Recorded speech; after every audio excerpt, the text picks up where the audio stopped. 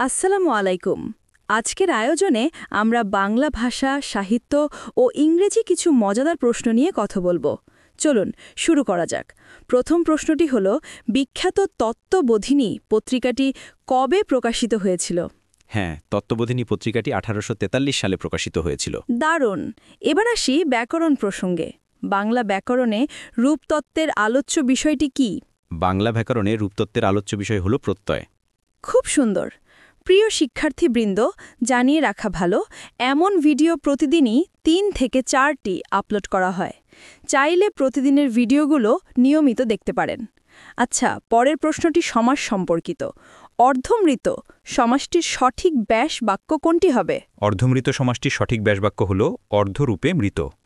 বেশ, এবার একটু ভিন্ন প্রসঙ্গে যাওয়া যাক। আনারস শব্দটি কোন ভাষা থেকে আমাদের বাংলা ভাষায় এসেছে? আনারস শব্দটি পর্তুগিজ ভাষা থেকে আগত একটি শব্দ। চমৎকার। সাহিত্যের খোঁজে এবার জেনে নেওয়া যাক, আশায় বসতি কাব্যগ্রন্থটির রচয়িতাকে? আশায় বসতি কাব্যগ্রন্থটির রচয়িতা হলেন প্রিয় কবি আহসান হাবিব। একদম ঠিক। পত্রপাঠ বাগধারাটির সঠিক অর্থ কি?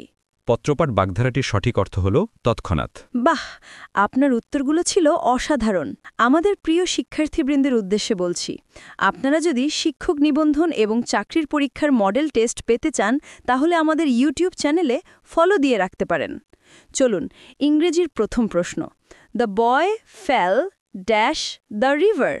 ছেলেটি নদীতে পড়ে গেল। এখানে শূন্যস্থানে বসবে ইনটু। পুরো বাক্যটি হবে the boy fail into the river.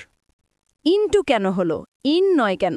In মানে হলো কোনো কিছুর ভেতরে স্থির থাকা বা অবস্থান করা, পজিশন, কিন্তু ইনটু মানে হলো গতিসহ বাইরে থেকে ভেতরে প্রবেশ করা। যেহেতু ছেলেটি বাইরে থেকে গতিসহ নদীর ভেতরে পড়ল, তাই ইনটু ব্যবহার করা হয়েছে। খুব ভালো। পরেরটি, they walked dash the street. তারা রাস্তা ধরে হাঁটছিল। এখানে সঠিক প্রেপোজিশন হবে along. They walked along the street. Along ব্যবহারের কারণ কি?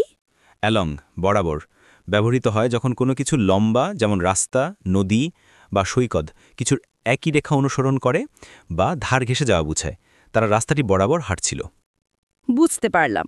পরবর্তী বাক্য, the child ran dash the room. শিশুটি দৌড়ে ঘরের ভেতর ঢুকল। এখানেও বসবে into. The child ran into the room.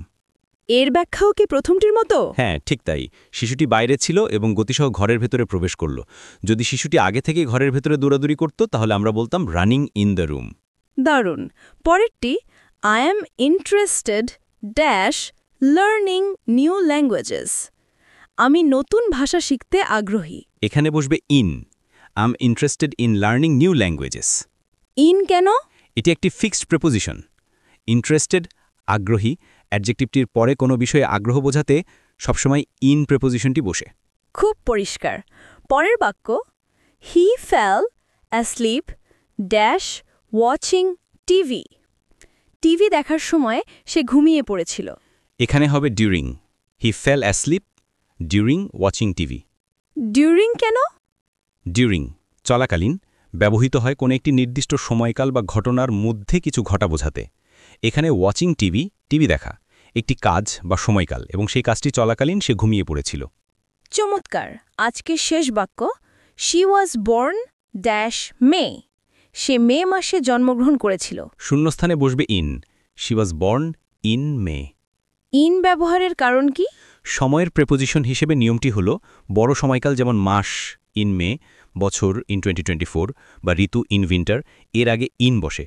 নির্দিষ্ট দিনের আগে অন, যেমন অন সানডে, এবং নির্দিষ্ট সময়ের আগে অ্যাট, যেমন অ্যাট 5 PM। সুন্দর ব্যাখ্যা। শিক্ষার্থীবৃন্দ, the child ran dash the room, এই প্রশ্নটির সঠিক উত্তর কমেন্টস করে মেধা যাচাই করুন। ধন্যবাদ।